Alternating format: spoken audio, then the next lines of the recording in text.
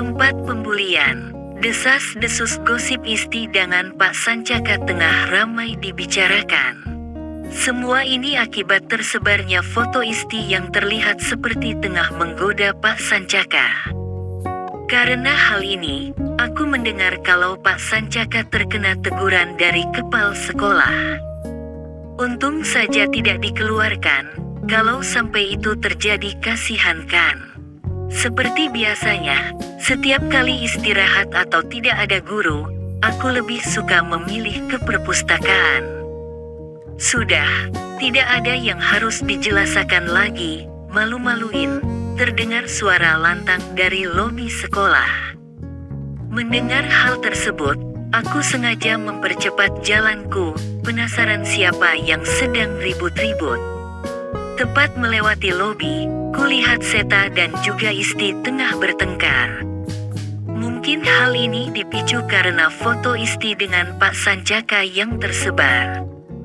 Berusaha masa bodoh dengan urusan mereka, aku berjalan lebih cepat, meski aku tahu mereka tengah menatapku tajam. Karena foto kamu yang sedang merayu guru itu, nama baikku ikut-ikutan tercoreng. Seta kembali berbicara lantang, yang sempat masih ku dengar. Aku hanya bisa tersenyum kecut mendengar pertengkaran mereka. Meski jujur saja, aku masih penasaran dengan si penyebar foto tersebut, meski saat ini dugaanku hanya tertuju pada satu orang. Dari depan pintu perpustakaan aku melihat Pak Sancaka tengah membaca buku. Kalau dilihat dari covernya buku tentang binatang. Aku tidak ingin cari masalah dan tidak ingin membuat Pak Sancaka terkena masalah juga, maka dari itu aku berusaha mengabaikannya.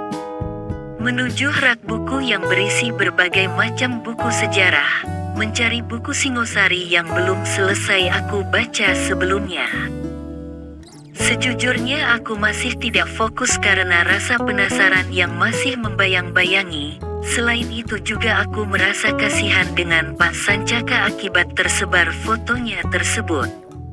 Karena alasan ini juga, aku tidak melepaskan pandangan ke arah guru muda tersebut, yang tengah duduk membaca buku.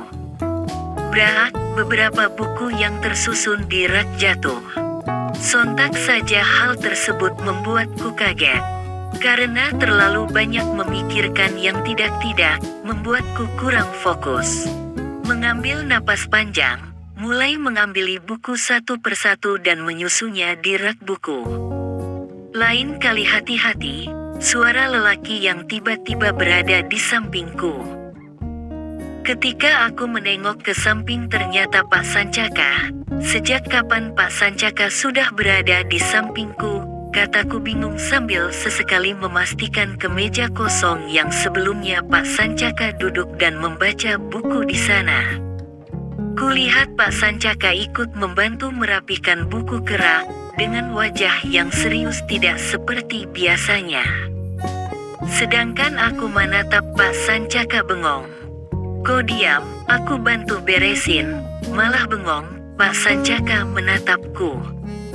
Sedikit terburu-buru, iya, kataku sambil memungut buku-buku yang masih berserakan dan sesekali mencuri pandang ke arah Pak Sancaka di sampingku.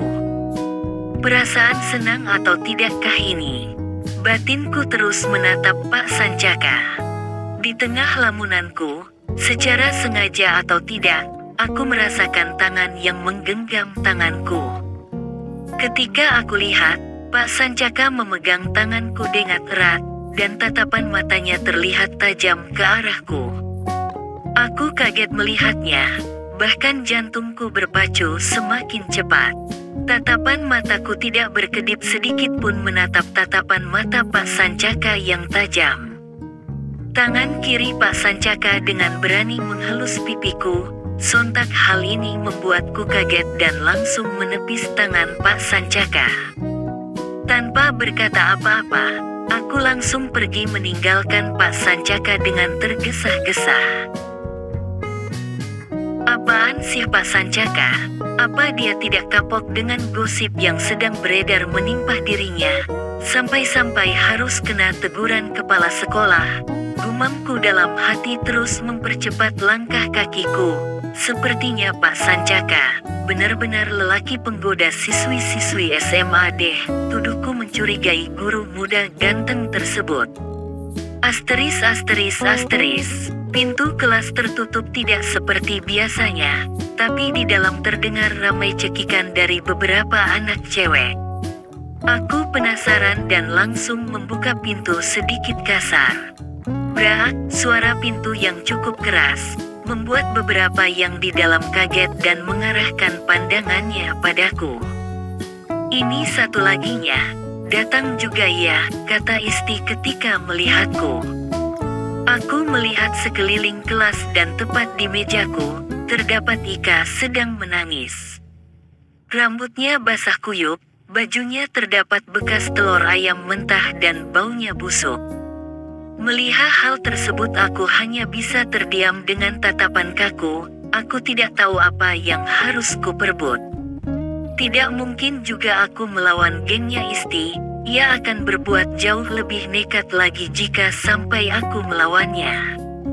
Hahaha, gengs, mari kita lemparkan telur ke cewek penggoda sebenarnya, kata Isti terdengar manja sambil menatapku.